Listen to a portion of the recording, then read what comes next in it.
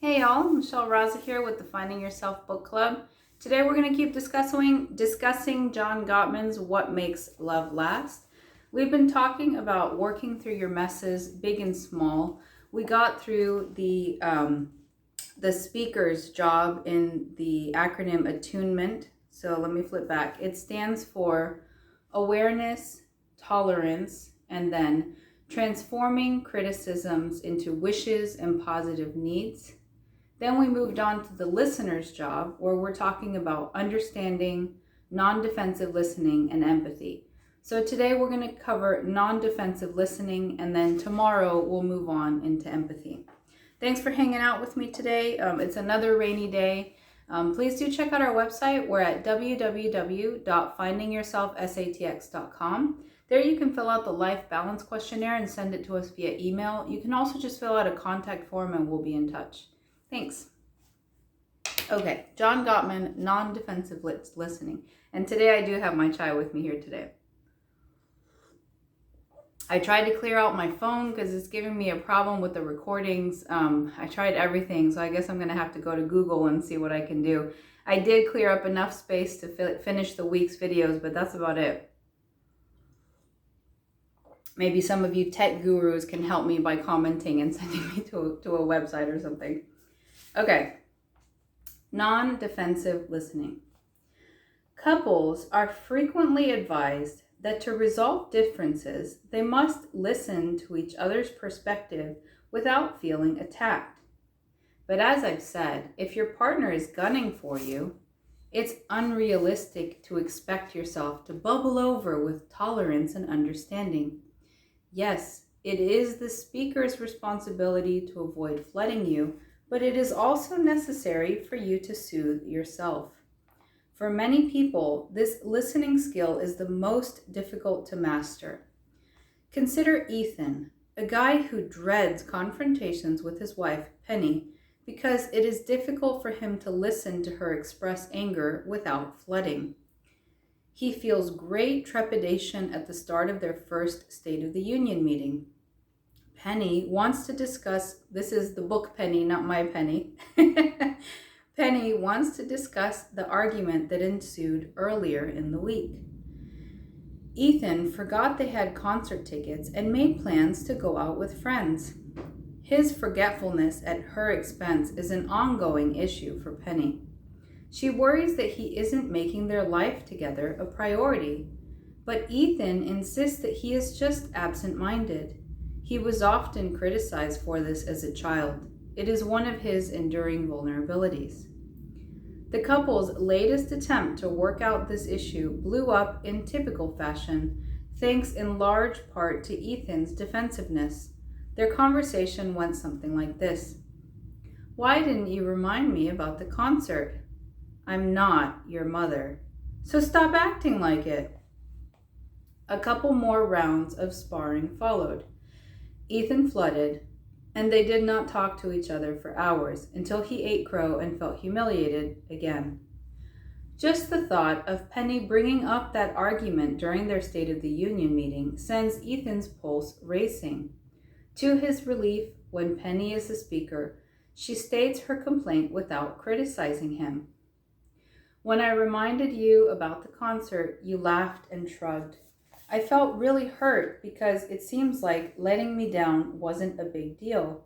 You were like, oops, sorry, whatever. And yes, you have agreed to cancel on Neil and go with me. I appreciate that. But it feels to me like you're doing me some big favor." Penny is focusing on her experience. She is concentrating on using I sentences. But Ethan still finds it hard to listen. He is almost certain that underneath the new Penny, the old one lurks, full of accusatory thoughts. He wishes he could just say, "Okay, I'm sorry," and put an end to the ordeal. But he knows an apology isn't enough. How can he explain to Penny that he did just forget about the concert? But isn't it also unfair that she always pressures him not to hang out with his friends, and that she's always making plans and being bossy? So isn't part of this her fault? but he isn't supposed to mention any of those feelings until he's a speaker. And then he has to express himself in a way that doesn't make her cry. It seems overwhelming to him to formulate a productive response from such an emotional jumble. Based on observations of the master attuners in my studies, I offer clients like Ethan the following strategies to tamp down defensiveness and keep the meeting constructive. First, pause and breathe. If you allow yourself a momentary intermission before reacting to a perceived verbal assault, you will have a better chance of soothing yourself. Take deep breaths, focus on relaxing your muscles, doodle, but don't get distracted or stop listening. Remember what it means to be the listener. You don't react to what you're hearing. Just keep breathing, postpone your own agenda, and concentrate on your partner. 2. Write down what your partner says and any defensiveness you're feeling. This strategy works well in my own life. When I feel defensive, I try to write down everything my wife says. I remind myself that I care about her and that she's in a lot of discomfort, unhappiness, or pain. I am feeling defensive, but I will get my turn to talk. Sometimes just the act of writing down her words verbatim, as well as acknowledging my own defensiveness, lets me gather myself before speaking. And lastly, remember your love and respect. Summon your deep and abiding affection and desire to protect your partner. Say to yourself, in this relationship, we do not ignore one another's pain. I have to understand this hurt. Try to separate your anger and upset over this issue from your overall view of the relationship. Ethan does this by remembering the day he met Penny in college. He was a work-study student on duty at the cafeteria. He ladled chicken soup into her bowl, looked up into her sparkling eyes, and felt winded. Now he fills his mind with images of all the ways she demonstrates her love, how she supports him, makes him laugh, and carried him emotionally when his father died. The positive seems so much more important than getting his back up over a couple of concert tickets. Meanwhile, Penny is looking at him with expectation in those same eyes, waiting for him to let her know he understands, accepts, and respects her feelings. He takes a deep breath. Okay. When I forgot about the concert, you felt hurt. The way I expressed myself, laughing and shrugging, made you feel like I didn't care, like it wasn't a big deal that I had disappointed you. It makes sense that you felt that way, considering your view of what's going on. Did I get it right? Penny nods and bursts into tears. Ethan's words are a major breakthrough in their relationship.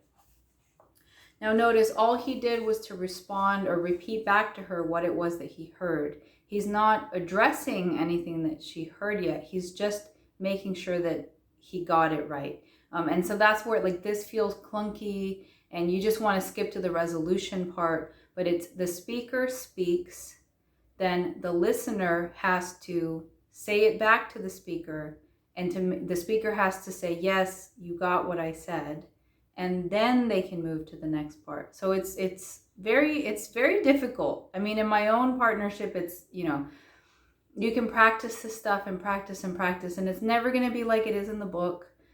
You're going to take the pieces of it that work the best for your relationship and you're going to implement those. Your partner may or may not, right? If you're the one studying this stuff, maybe you'll do it by the book, maybe your partner won't. It's very hard. Like in my own relationship, we have issues.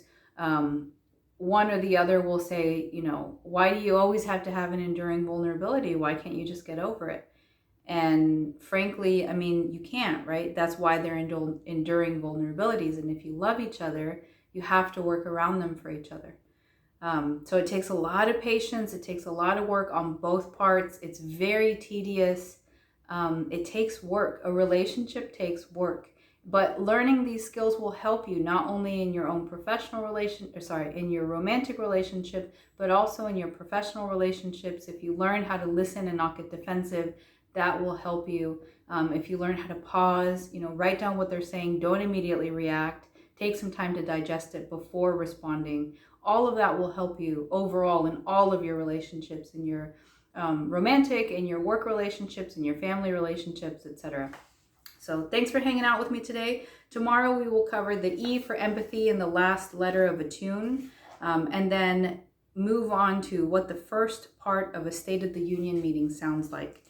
Please do check out our website if you haven't. We're at www.findingyourselfsatx.com. And if you'd like to chat, fill out a contact form.